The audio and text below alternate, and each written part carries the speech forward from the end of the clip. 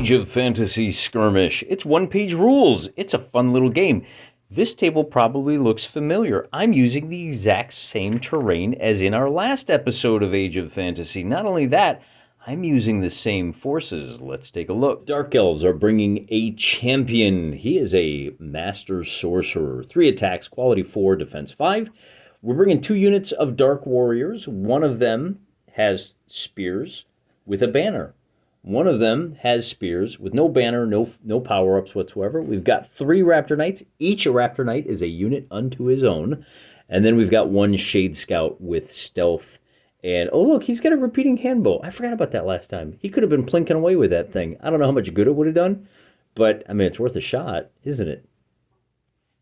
So the Dank Elves have 7 units. The Rat Men only have 6. They've got a Battlemaster, fearless, tough hero, quality 4, defense 4, tough 3. They also have a Storm Ogre, probably the most expensive unit on the table at 70 points. Quality 3, defense 3, tough 3. And he's got deadly 3. Oh, he's got AP 4. I guess that explains why he was so devastating last game, even when I forgot it. We've got 2 units of warriors. One has a banner, and one does not. We'll have to make sure we remember that. And then we've got a unit of 3 monks. They've got dual hand weapons, so they get 2 attacks. I forgot that last time, too. Don't tell anybody. But I did remember they're furious. So not only do they have, wow, furious? Yeah, 2 attacks. They should have been, they probably could have done better. Well, the rats won last time, so it didn't matter. And then we do have 3 units of giant rats. Those guys are fast and strider. And so what are we doing here? Well, I wanted to see what would happen if I used the same forces on the same table. And last time we had our victory objective spread. We had 2 over here, kind of in tight confines. And then we had 1 in the center and a couple over here, 1 in the rough going.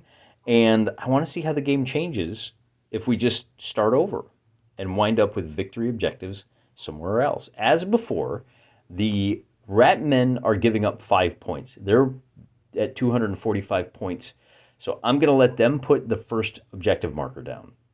The Rats place first, and they want to drop a couple of these markers into rough going to neutralize, hopefully, the Raptor Knights. Of course, they don't know where they're coming on yet, so we'll put 2 over there.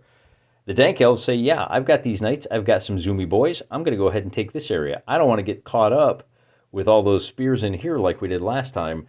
And then finally, the Rats say, I'm comfortable with that. So they put their last one right here. We have to roll off to see who deploys first. The black die will be for the Dark Elves. And we didn't tie. How about that? The Rats get to go first. And already the nature of the game has changed. The Rats have decided to go throw everything they have at the right side of the table.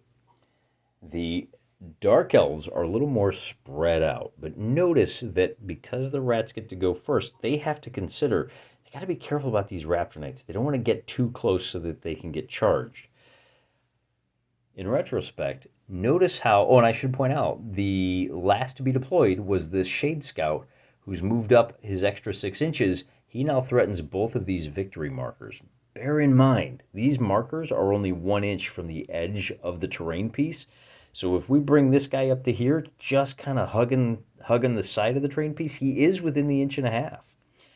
So that's something to think about. The Rats get to go first, so they'll move their unit with the banner up to the edge. In this game, you can move, how do I put this? You can't move more than 3 inches on a turn where you move through difficult going. So they can move, if I understand correctly, using an advance order, they can get all the way up to the edge, but because that's beyond 3 inches, they can't go any further. The Dark Elves will respond by moving this Raptor Knight up to here. I pre-measured that's 8 inches. And then and they're doing that because it'll allow that figure to threaten this whole back line. The Rats sees this objective marker. The Dark Elves sees this one. The Rats will advance. That's as close as they can get. They can get just inside the rough going. And that's where they're going to have to stop. Then this Shade Scout says, all right, I'm hip. I'm going to go ahead and take the hit on this one. I'll move up just to there to seize this victory objective. We're buying time. We want to force the Rat Ogre to move up to here so we can charge him on this first turn. The Rats still have an opportunity to move, And we're going to move the boss man up. Now, he could move up to here. That would be dumb because then he'd get charged. Instead, we'll just bring him up in support. Then the Dark Elves get to go. And they still have 4 units. We'll seize this objective by moving to here with the Spearmen. They're defensive warriors anyway. And then the last thing to go is going to be these rats, these giant rats who ignore cover and terrain.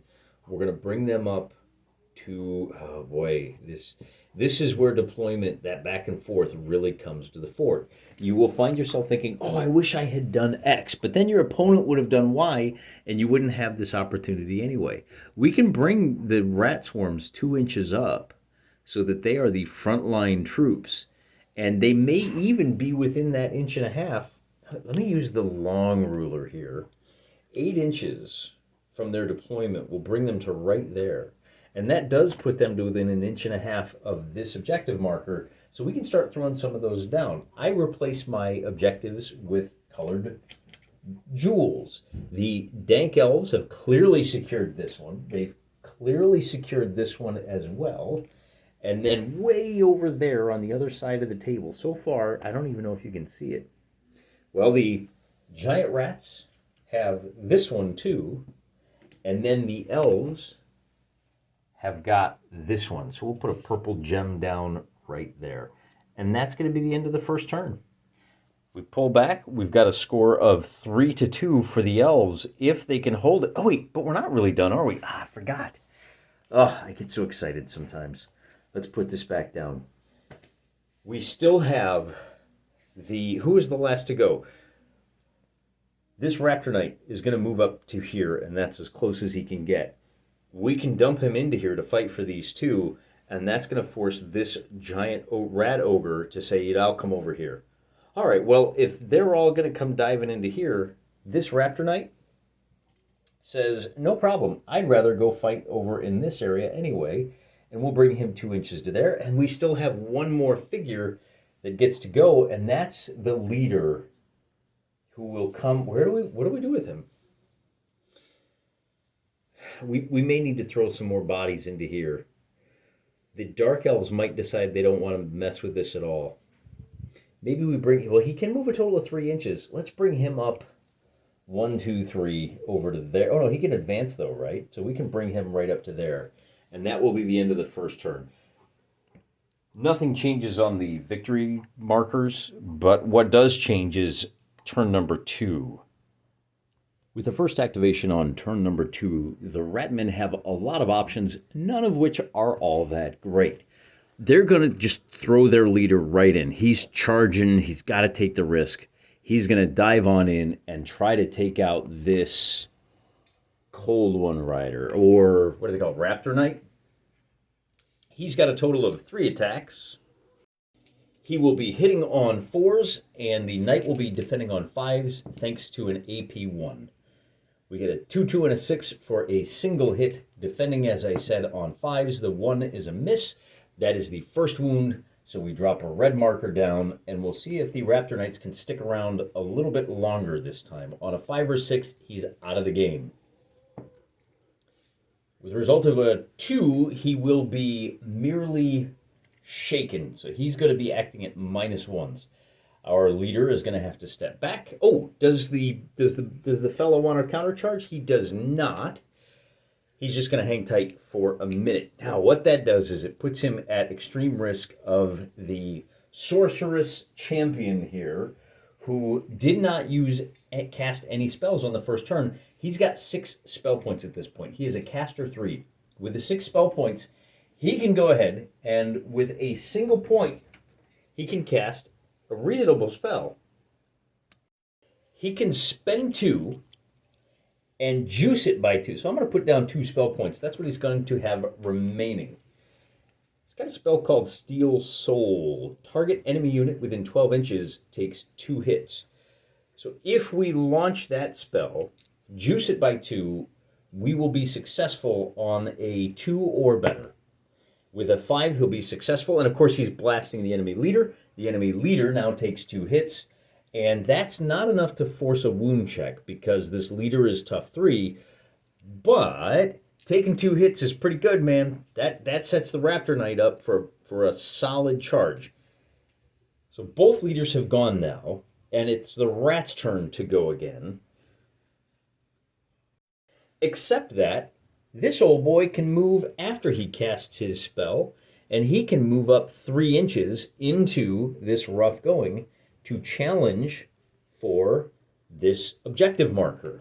Now that does put him at risk of being charged by these giant rats, which I think we have to decide. Do we want the giant rats to move first?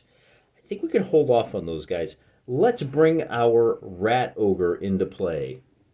And he's got a little backup in the form of plenty of things. Do we bring the rat ogre up to take on this scout? I don't think so. I think we bring these boys in. And last time, I forgot, these monks have 2 attacks. Again, this might be overkill, but if we can deny that scout a shot with his 2 attacks with his handbow, I think it's worthwhile to do that.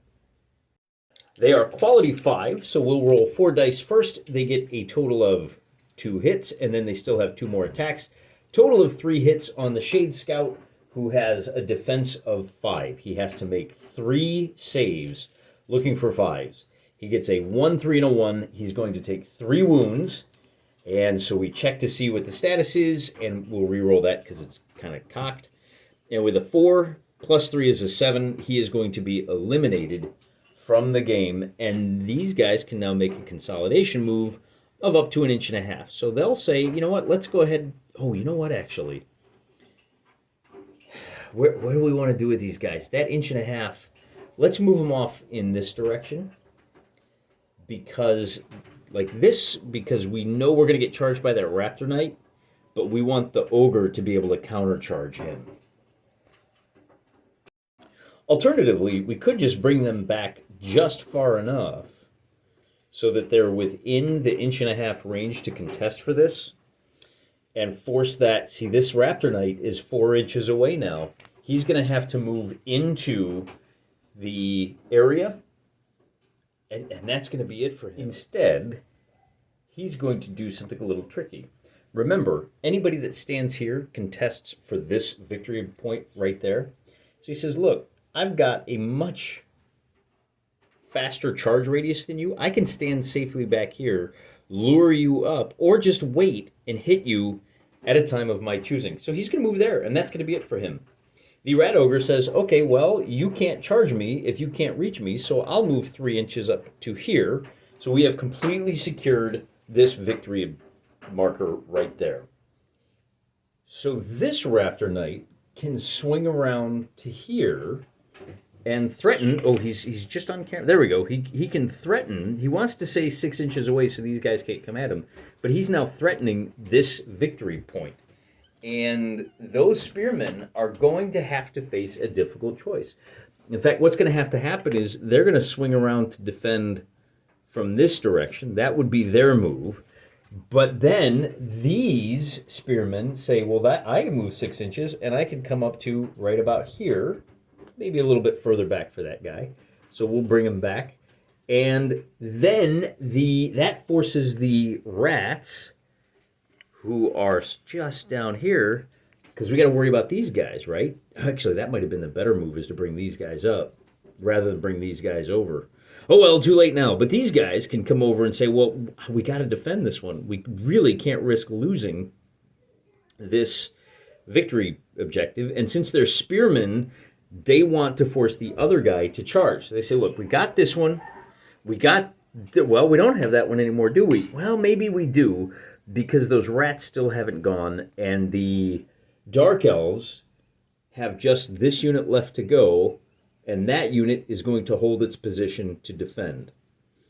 Which means the last unit... Wait a minute, what am I missing? Oh, right, because the scout got blasted. We have 2 more figures to go. The Dark Elves went, and then these rats are going to charge in and attack. Ooh, who do we attack with these guys?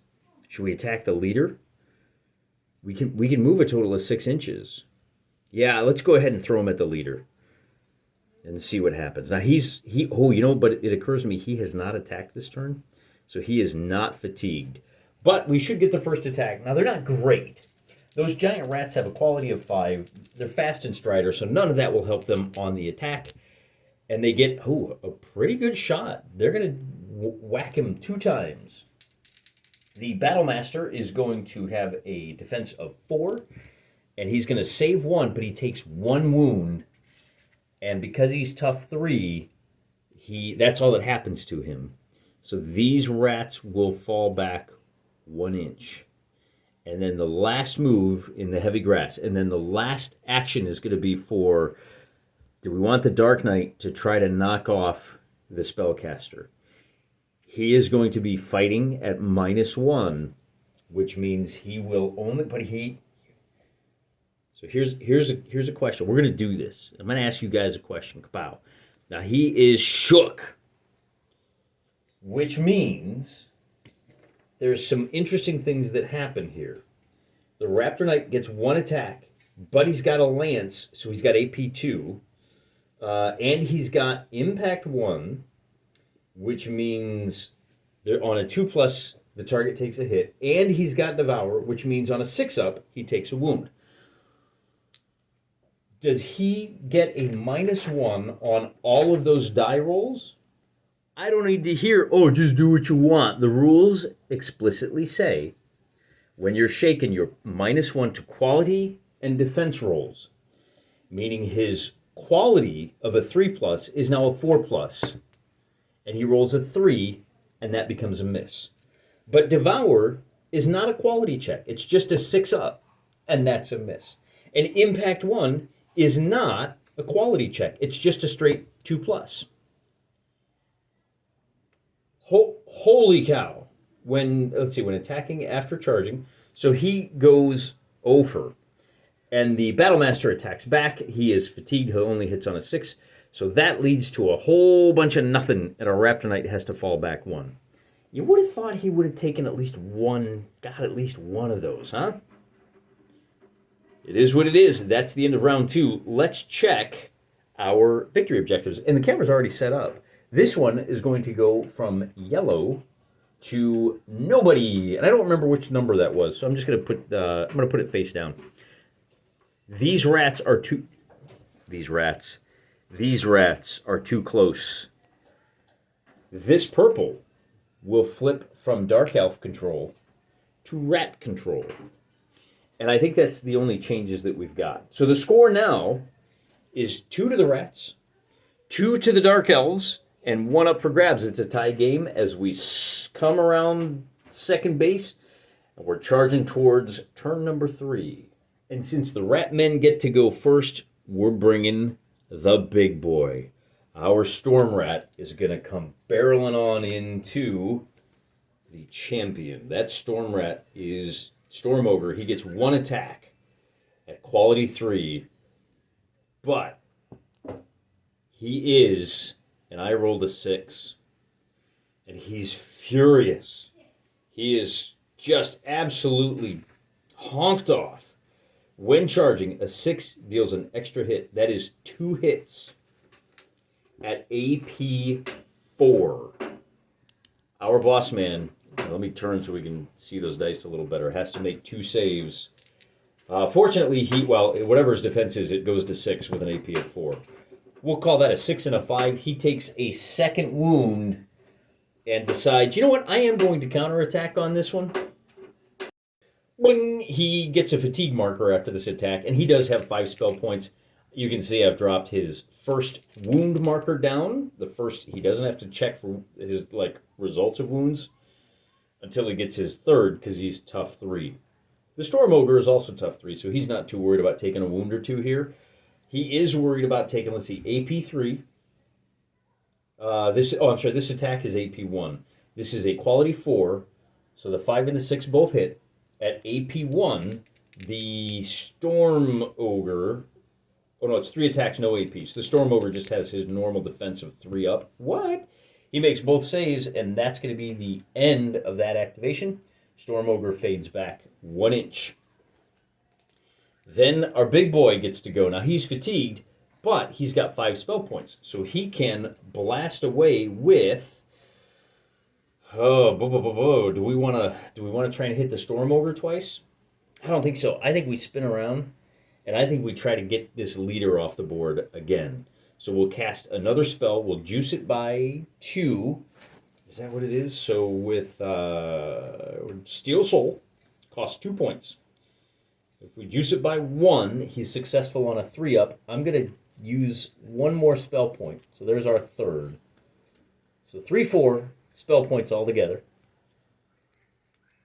And so we take that off. All right. He's successful on anything but a 1. So the 4 is successful. He does 2 more wounds to the leader of the rat guys. And now the rat guy is at 4 wounds altogether. So we roll to see what the results are. We add 4, and on an 8 or better, so there's your 4, plus 4 is 8. This leader is out of the game. And we still have the option of falling back 3 inches, which I want to do that in this case. Call it the better part of valor. Call it whatever you want. I don't want to lose this guy just yet. I love those spell points. I love that spell. It's doing the Dark Elf Lord's work this time. So he's gone and he's gone. And that's it. The rats get to go again. And you know what I'm thinking?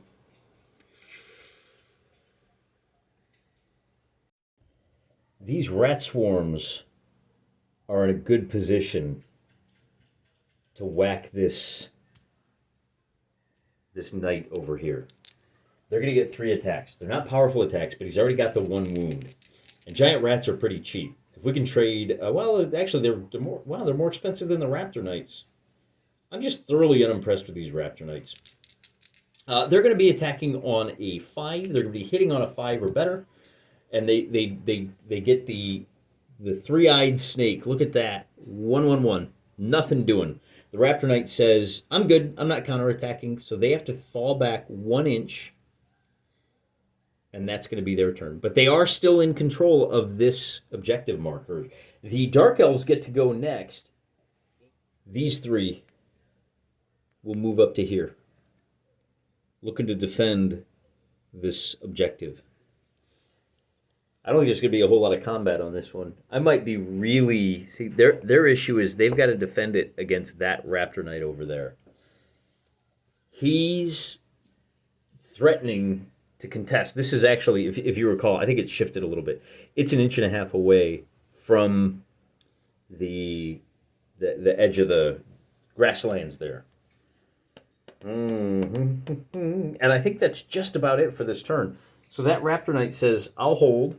And then we can do a little bit more positioning of these spear guys right here. They need to be concerned about this Raptor Knight and these spear guys up here. The rats get to go, and they say, we're going to swing around a little bit wider, and then these spear guys are going to come up to here, and that's all they have to do. We need to stay within 1.5 inches, which means these guys can stay within 1.5 inches, and they're going to kind of arc around so that nobody's going to get tricky and sneak in on them over here. I think it's like 1/2 inch between them, because this Raptor Knight has the option of coming over here, but then he only moves 3 inches, and they're really in his way. So the question is, do we go ahead and charge on this turn? And I think we do. Let's go ahead and charge. Now, the problem with that is that the spear rats get to attack first. They have the counter. The charging unit has... So the charging unit loses its impact. And they get to strike first with their spears. But they have a pretty good... They have a quality of 5. So 3 attacks at 5 up. And they're going to whiff on all 3 of those. The Devour still has a chance to hit. And the Devour happens on a 6, which is nothing. And then we can maybe do 1 hit. And with a 5, we will be successful. That Lance is going to hit on a 3-up, and then the Warriors will defend on a 5-up. And they failed to defend, so one of these guys will be knocked out of the fight, and he's going to have to fall back that 1 inch. And that will end the third turn. Once again, the rats get to go first, and they say, you know what? Maybe they should charge him. Because if they can eliminate him, that would be pretty sweet. No, we're going to hit the spellcaster. This is the most effective combatant they have. We are within 3 inches. Der Sturmen Ugern is going to be able to jump ugly. He's going to be able to get all up in that champion's grill. Still has the quality 3. He's going to hit on just one of those, but with an AP 4, the Stormy Boy gets a 6 and successfully defends and says, you know what? You want to go toe-to-toe, boy? You want to come at me like that? You want to get in my face? Let me show you how this is done. Quality 4, 3 attacks, no real specials. Gets 2 hits. Storm Ogre says, yeah, well, I defend on 3s. I'm not too worried about it. Oh, AP 1 means I defend on 4s. He's going to take 1 wound and fall back 1 inch, and that's going to make him... Oh, I forgot to take off his thing, but that's all right. So Storm Ogre is done, and the boss man over here is fatigued, and he says, I am going to blast... You're out of the game now. I don't have to worry about you. I'm blasting these little guys. I've got 4 spell points left, so I can cast that spell and try to do 2 damage if I can get a high enough score. And on a 2-up, it's a little off camera. Roll the 2-up, it does. 2 of these rat creatures are out of the fight. And the leader says, not only that, I'm going to go ahead and move up 3 inches because I can move and cast a spell, and I'm going to move to right here.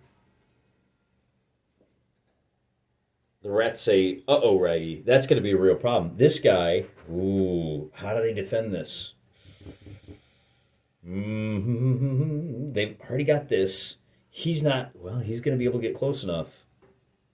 So how do we defend against all of these attacks? These monks are going to have to shift. Well, they can shift over here. And I think, yeah, this is the trick. This is the play. By standing right on the edge of the grasslands there, Mr. Raptor Knight he has to stay an inch away from them, which means he's going to be pushed 2 inches away, and he won't be able to contest for this. He can't come straight through here because he can only move 3 inches. He's 4 inches away from the edge of the grassland. So that's a really smart positional play. Also, he'd be within the... Oh, no, it's a half an inch. So he could maybe get up to here, but that's it. That being the case, this Raptor Knight will charge these giant rats. He's going to hit on a 6 for the Devour. That's a miss. He's going to hit on a 2-up for the charge. And boy, that's ridiculous. I really can't fault him for this. And then he gets his normal attack. Triple 1s again? That's crazy. The rats have already attacked. Oh, yeah, he didn't take... The rats have already attacked, so he just fades back 1 inch. Oh, the rats... Have the rats gone? No, they just took a hit, right? So I think the rats, on the rat man's turn, they say, I'm going to move over to here, and I'm just going to contest. I'm going to keep contesting for this, and I'm going to fall back far enough that you don't have anybody that can reach me. So this will stay anybody's game. The Dark Elves now have to make some choices. We can charge this unit with these 2, and if we can break through, I think that's what we have to do over here. First we'll bring this unit up to fight a little combat, and everybody piles in. Now, of course, that means the Dank Elves are going to get to attack first with their counter. They're hitting on 4s. They're going to get a 5-5 and a 1. There's your 2 hits. I'm sorry, the rats get to go first with the 5-5s. And then the Elves defend on 5s, and they get a 6 and a 4 for 1 success. So one of these guys is eliminated. They're only going to be able to make 2 attacks on the return, but the Dark Elves have a quality of 4. They roll a 1 and a 2, and that does no hits, so they have to fall back an inch. Then, since these guys have attacked, they're comfortable. We're actually going to charge. Dare we charge the Raptor Knight? We'll get the first attack. No, we're going to hold off on that. We're going to hold, and we're going to hold. We want these guys to charge in. And once again, the 3 rats get to attack first. They score just a single hit, and the defense roll is a 1. So one of these Dark Elf Spearmen goes down. And the Dark Elves, it's not going to work, man. The Dark Elves make their 2 attacks. They get 1 hit, which succeeds, and they have to fall back. Fatigued. And, oh, you know, come to think of it, I don't think that was a hit, because these guys already took an attack. They only successfully hit on 6s, but it's not going to matter, because the only thing left to happen now is whether or not this Raptor Knight can charge in here. That Raptor Knight is going to take 2 spear hits, and with a 5 and a 1, he takes a single hit. Can he defend? And the Raptor Knight has a defense of 4, so he takes a wound. And then on a 5 or a 6, so he gets a 4, so he's just shook. But I believe he can still counterattack. He's just at a -1, so his quality goes to a 4. And he hits with a 6. But you know what else? We do, because he charged. He has Devour, which will fail. And he's got, he doesn't get impact anymore. So he just does the 1 hit. That's not going to be enough. Even if this guy rolls a 2, and fails his defense, the second Spearman goes down. And the rats have successfully defended this point as well. And that's going to end turn number 4. And this is going to be a whole lot of nothing. Because as you can see, the Dark Elves secured these 2 victory objectives. We'll bring it into focus. The rats secured this one and this one. And then this one is up for contest. That Raptor Knight really needed to kill this last rat. If he'd been able to kill that rat, the Dark Elves would have grabbed this one. So very different game. I find I don't do a whole lot of combat in this game, probably because everybody has a lot of spearmen. When you've got 4 units of light infantry with those spears, nobody wants to come near them, and it becomes very much a positional game, which is probably the mark of an excellent game system. Anyway, I like it. Till next time, I'm praying for you.